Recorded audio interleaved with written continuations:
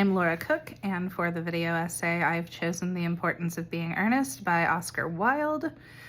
It was first performed on Valentine's Day of 1895 at the St. James Theatre in London. Oscar Wilde was incredibly famous at the time, like to the scale that like the Prince of Wales showed up for opening night, which was incredibly like unheard of at the time, if that speaks to how famous he was, and he should have been. I think Oscar Wilde is brilliant. When I saw his name on the list of things to choose from, I knew I had to pick this one, and I am especially fond of The Importance of Being Earnest, so let's get into how I would adapt this. So as far as the script goes, I would not change much, just because I just think it's perfect and solid and hilarious. The only thing I might change up are little things based on how I cast, which I will get to soon.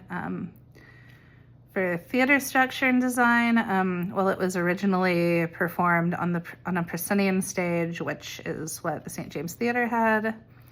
I think that it would be cool to do in a black box theater.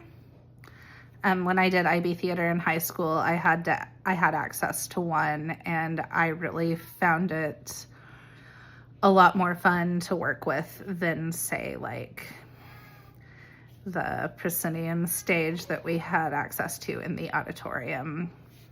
For my particular production, I would have the audience around three sides, with the fourth side reserved for an orchestra. I like the black box because it really, it creates more of like an intimate setting, because everyone's on, like, the stage is the same level as where the audience is seated and as where the orchestra is, although I might want to put the orchestra on like bleachers just for like sound quality purposes. And also I want people to be able to see them.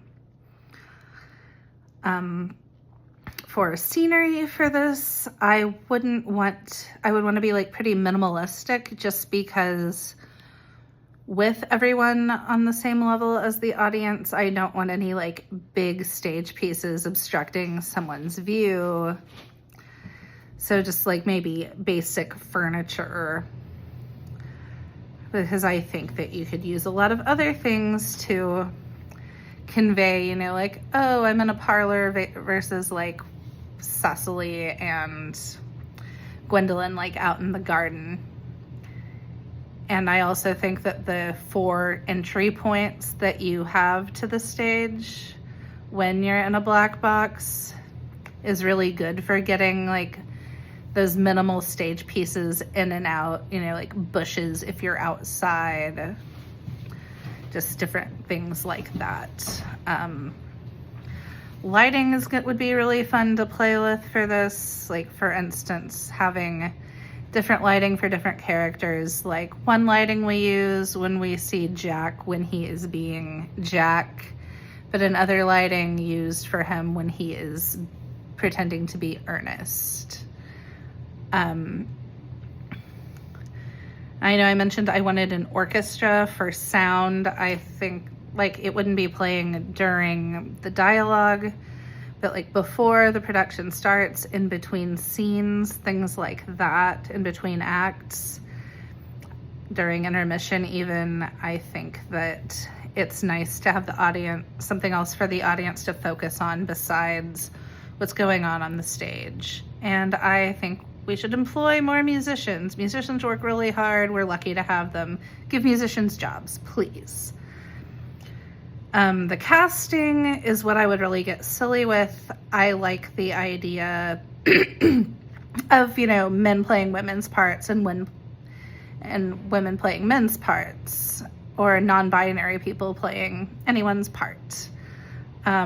Oscar Wilde was pretty famously queer, and I think that he would appreciate the sentiment that gender is a made-up construct and we can do whatever we want with it. So I think it would be funny even to like go as far as like, say a man was playing the role of Lady Bracknell, and he had, although he was dressed and made up like a lady, still had like a really obvious mustache.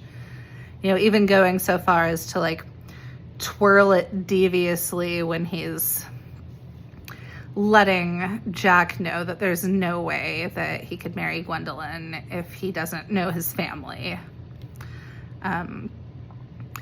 Costuming, although I'd like it to also be like traditionally Victorian clothing, there's still a lot you can do with it because it's such dramatic clothing. Like Gwendolyn, who's a really like extra character, you know, like say like Cecily is wearing a big hat while they're out in the garden. Well, Gwendolyn has a bigger hat.